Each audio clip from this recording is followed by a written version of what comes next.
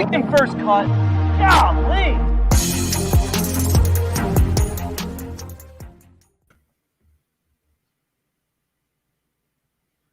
Well, looky there. Looky there. What's good, everybody? Welcome to a very brand new edition of The First Cut. Very abrupt start. I am the coach, and we're going to try something new every single week. Wednesdays, 11 a.m. Eastern time is strictly betting. We're not talking storylines. We're not talking any nonsense. We're talking cashing tickets. And look at the faces I get to work with today. First and foremost, he is new to CBS. Well, relatively new. Last couple of months. Patrick McDonald. Get used to the name. Get used to the face. Patrick, welcome to The First Cut. Coach, thanks for the intro. You're selling me high. I love it. I'm ready to get going. 5 out of the top 10 here at the Travelers. They're at full capacity this week. Let's get it going. It is always one of the great stops on the PGA Tour. Now, speaking of great, this man, not only does he always look great, always buttoned up nice, but he's very, very smart, educated, and entertained. See you, Nejad. Welcome back to The First Cut. Speaking of selling high, thank you so much, Coach. This is going to be fun. I'm looking forward to putting out some of these bets. I think this is a really interesting tournament. We don't usually see this type of talent coming off a major, but here we are.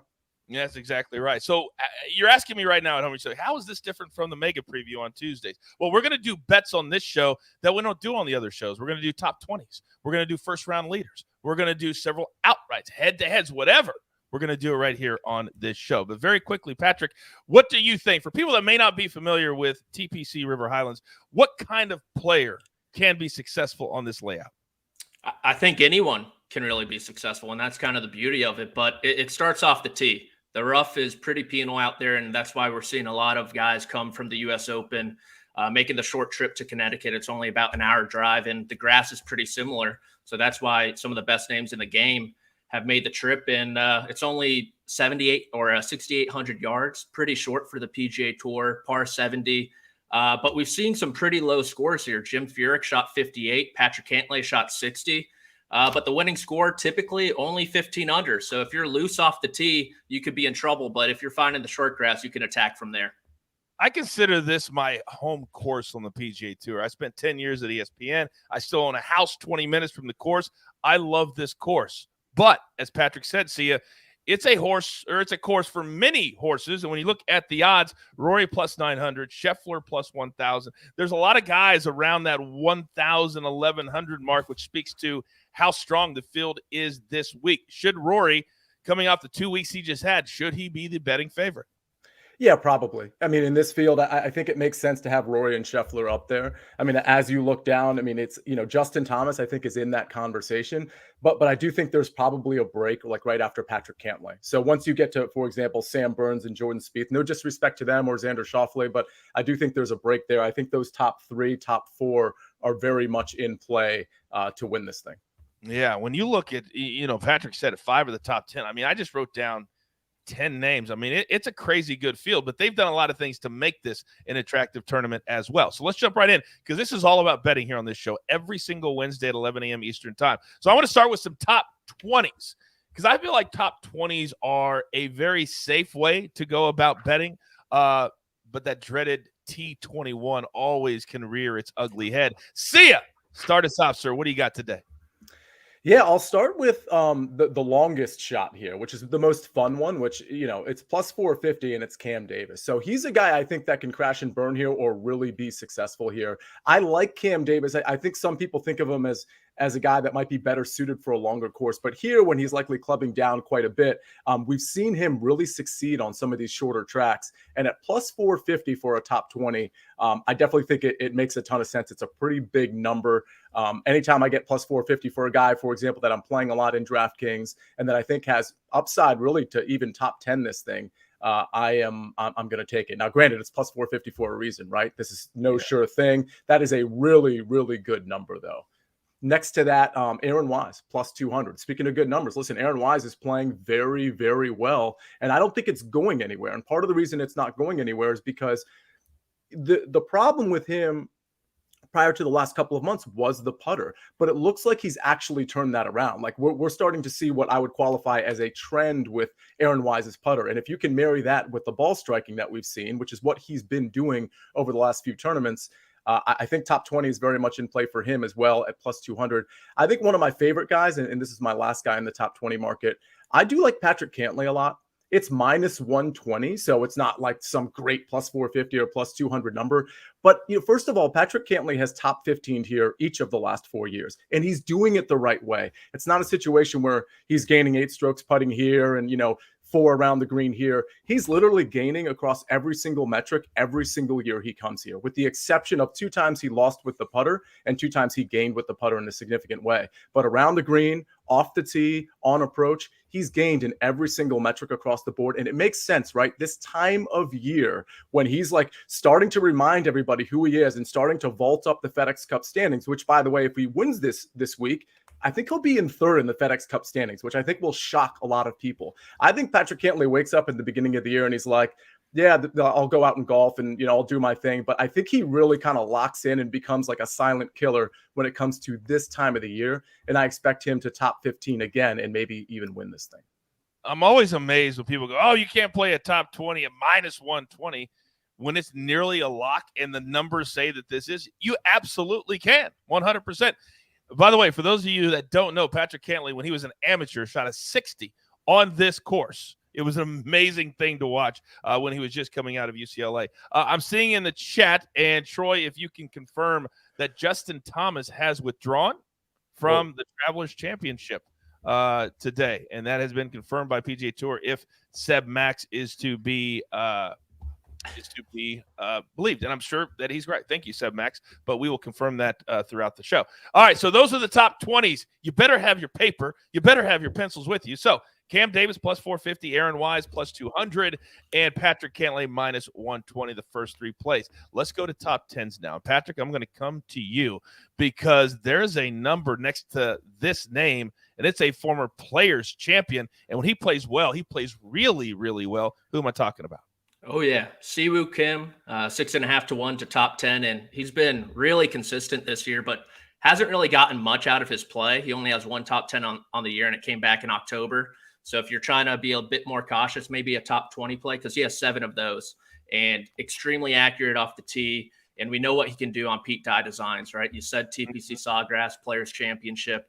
He plays well at Harbor Town, won the American Express as well. So if there's ever a time for Siwoo Kim to kind of get back into the top 10, maybe contend, I like him. You can find him around 100 to 1 to win if you're looking for a long shot. I like that one a lot too. And just because he's so great off the tee and he's kind of gaining in every aspect of the game, he just hasn't really had that, spike week where everything clicks, perfectly. And I think TPC River Highlands could be perfect for him. I agree with you. I really, really do. He has the innate ability to disappear for months at a time. And then all of a sudden you go, oh, there's Siwoo Kim in 3rd. Can't ever figure it out. Exactly.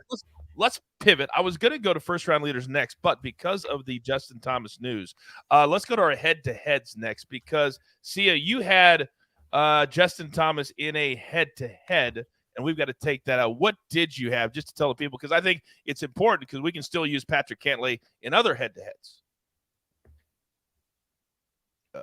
Can we hit his mute? You're on mute. My bad. I'm sorry, Coach. I had Pat. I was trying to confirm that news of Justin Thompson, and I think we all know now it has been confirmed. So I have Patrick Cantley minus 110 over Justin Thomas. So I'm going to count that as a win, guys. I mean, listen, he's going to shoot better than Justin Thomas. So here we are. But yeah, obviously that one is out. I do have another matchup, Coach, if you want to hear that one. Yeah, absolutely. So I like Davis Riley minus 110 over Brian Harman. Now, I will concede Brian Harman has great history here. I believe over his last 4, he's top 10, 3 out of 4. There's a miscut built into that. So there is some volatility there. I will say this, though. Last year, he finished great, but he also did a lot of that with the putter. So I'm not saying he's a bad course fit by any means. He obviously loves it here, and he's truly a good course fit. I mean, he's accurate. He's going to keep it in the fairway. I just love how Davis Riley is playing in general. Since the Zurich, he has been doing so many great things with every single part of his game. And I just think it's one of those things where Brian Harman seems like the safe play here. But I think Davis Riley is just the at this point, we can say he is he's world-class compared to Brian Harman, in my opinion. So I'll take the number there. Brian Harman is like this, and Davis Riley has the ability to go really, really low. I think that's the difference between the two. And on this course, when you get going, and I feel like don't you feel this way, Sia, that Davis Riley, we want to play him every week because we don't want to be the person that misses the week that he really makes it all happen. And that's the problem, because there's a lot of like newer players like Mito, for example, and Davis Riley, and you name it, Cameron Young, Aaron Wise, where we're like, okay, well, when is it going to drop off? And in some cases, it doesn't. So you have to pick and choose which guys actually can sustain this and which guys can't. Based on what I'm seeing from Davis Riley and Aaron Wise, for that matter, I do think he can sustain it. So we'll see. I do too. I think that's a very, very good explanation from you. Now, let's pivot back to Patrick, because Patrick, when I look at your head-to-head, and I love when you make correlated plays between maybe a first-round lead or a top 10 or whatever, and then you also throw them in a head-to-head, which is what I did last week with Rory at the U.S. Open. Who do you like this week in your head-to-head? Yeah, I'm super high on Sung Jae Im this week, and I have him minus 140 against Tony Finau. I can't really figure out Finau. He's had, not a great year, but this past month he's been terrific. He finished runner-up at Mexico Open, really sneaky top 5 at Colonial. And then he missed the cut at the U.S. Open, which was kind of tailor-made for him. And kind of that weirdness has transcended to the Travelers Championship. He had 3 top 25 finishes his first 3 starts, and he's missed the cut his last 3 times. So I just think the floor is a lot higher for Sung Jae Im. Finau can get pretty wild off the tee every now and then, and that'll put him in a lot of trouble. And Sung Jae is a tremendous driver of the golf ball. He's been playing very consistently. He had 4 top 21 finishes in a row. He missed the cut at the U.S. Open. His irons kind of fell off a little bit, but I know he, took the short trip early. He was playing this course last weekend, and I love Sung Jae every which way this week, to tell you the truth, and especially in this matchup. Well, maybe we should stack him. And we're going to flow right into our first-round leaders, because this is an area in golf betting that is really starting to explode. People really love betting on that first-round leader. And Sia's a savage on Mondays throwing out his first-round leaders. So, Sia, I'm going to have you go second. Because, Patrick, I'm going to come right back to you, because you said you love Sung Jae. How much do you love Sung Jae? I love him Thursday, Friday, Saturday, Sunday. And the same goes for Siwoo Kim. So I got Sung Jae at 40, Siwoo at 80 to be first-round leaders. And I also like Webb Simpson a lot this week. I think he's flying under the radar a little bit. You can find him around 65 to 1 to be your first-round leader. And he obviously took a lot of time off for injury there in the winter. But tee to green, he's been tremendous so far, kind of the past month. And it's been the putter that's kind of let him down. But you get him on a shorter golf course, a Pete Dye design, and I think he'll thrive, especially on the greens. Okay. So you have Sung Jae. What was Sung Jae's number again? 40. 40. Siwoo was what? 80. 80.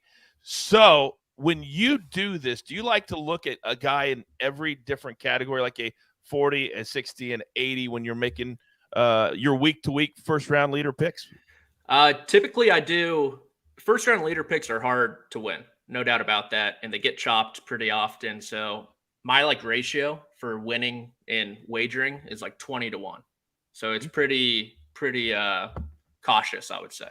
Okay. Very good. So Sia, what is your philosophy? Because you hit a lot of these. It's almost absurd how often you hit a first round leader. What do you look at?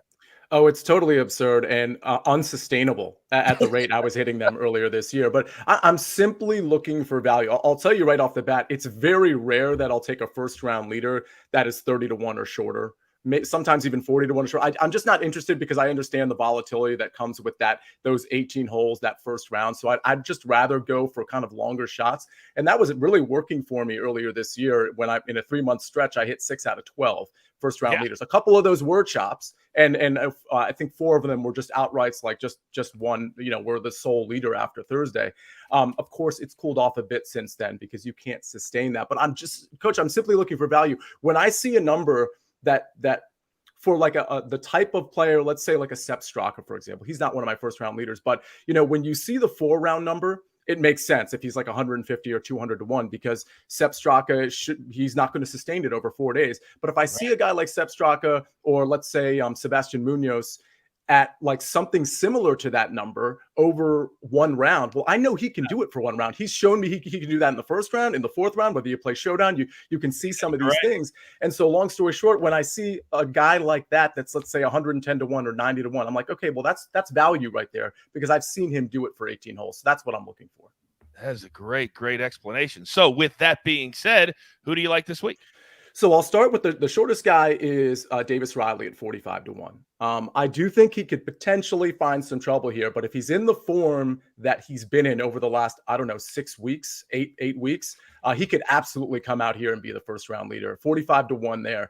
The next one, I agree with Patrick. First of all, I liked all three of his picks. Siwoo really kind of caught my ear. KH Lee is another guy that sort of catches my ear that's in the same sort of first round leader range, a guy that can really flash on these TPC courses as well. But I'll go Webb Simpson, 65-1 with Patrick. The next one up is Brendan Todd. Kind of a boring play, not a sexy play. He's not going to win this tournament, but can he do it for one round? At 80-1, I'm willing to find out. So we've got Riley 45-1, Webb 65-1, Brendan Todd at 80-1, and then the next two are just long shots. This is triple digits here, folks. Cam Davis at 100-1. I absolutely think he can do this for a round, and I'm getting triple digits on Cam Davis, who we know has won tournaments before. He certainly can flash for a round. And then finally, Charlie Hoffman in DraftKings, he's 6,500. I think he's a pretty decent play because we're starting to see glimpses of the Charlie Hoffman we saw, well, for most of his career where the ball striking was pretty good. And I do see his game coming on. He's 180-1. Wow. It's amazing how you find these numbers. The Cam number really intrigues me because I call him the prototype. I think he's the prototype for what golfers are going to look like over the course of the next 20 to 30 years. So I like all five of those. All right. So now we're down to our outrights, but we have two other special picks from Sia before we get to our outrights. This is a very Mark Immelman-esque pick. The top South African. Yeah, so shout out to Mark Immelman. So the only reason I'm even throwing this out there, and it's this is kind of a weird situation. Some books are really slow to take off guys that have withdrawn. And, I'm not necessarily suggesting you take advantage of that or you don't take advantage of that. I simply want to point out that there are some prominent books that still have Eric Van Rooyen in the player pool for top South African. Wow. So okay.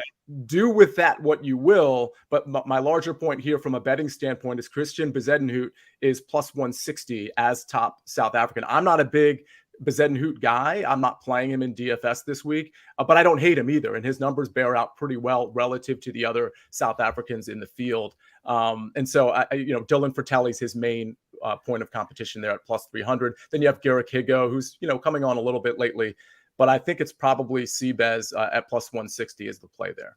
Yeah, to see his point, Van Rooyen was at WD yesterday, and if they take him out, that number will go up. So get it in right now. Patrick, real quick, your thoughts on that pick from Sia? Yeah, I mean, it's all wise words, right? Especially if you can find one with EVR still in the mix. I'm not too keen on the South African market personally. I think, Fratelli, the way he can drive the ball when he's on is a little dangerous, but Bez is clearly the best player, and you're getting him at inflated odds with EVR still in the mix. So absolutely, I think it's a great play. Well, Sia, do we dare tell Mark what he just said? Do we dare tell Mark what he just said? Oh my! I haven't met him yet. Let's make sure not now. Let's make sure we don't give Mark any context. Just cut that clip, like the front end of that clip, and just send it to Mark. You're a savage, and it's gonna be my only show with you guys. It was fun. Actually, on the first cut, he's my mortal enemy. So you're good with me. You're all right.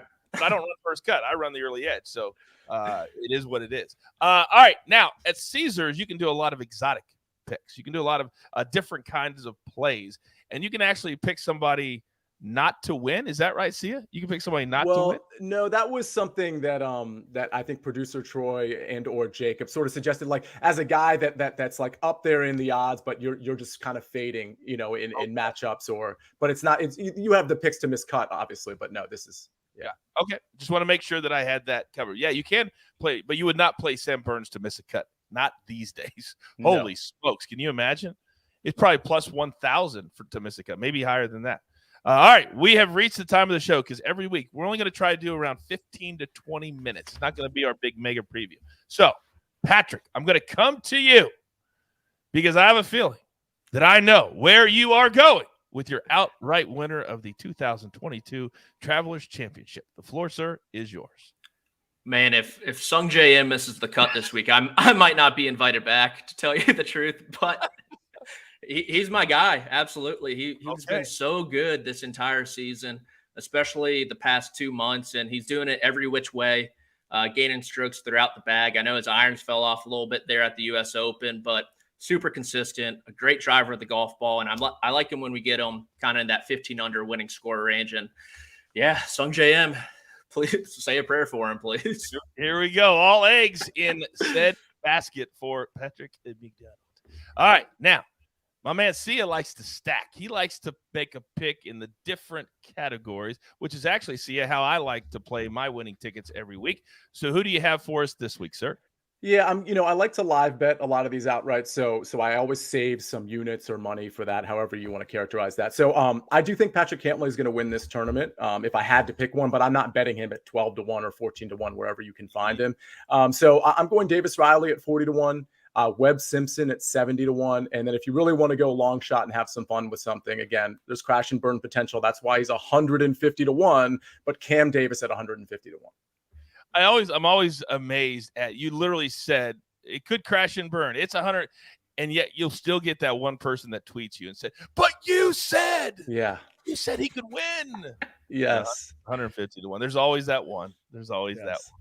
All right, so you have Riley 40-1, Webb at 70-1, and Cam Davis at 150-1.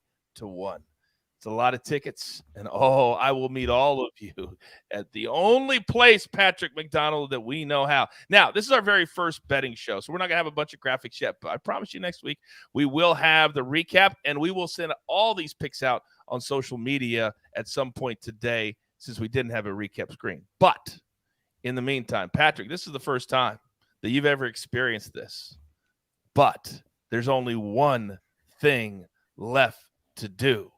And I believe you all know what that is.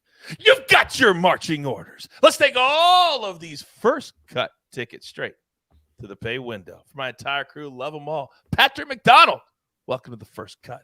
My man Sia, always rolling hard. I am the coach. Tell all your friends. Brand new show, 11 a.m. Eastern, every Wednesday morning. It's nothing but bets. Maybe we should call it that. No. Because we call it the first cut. Good luck.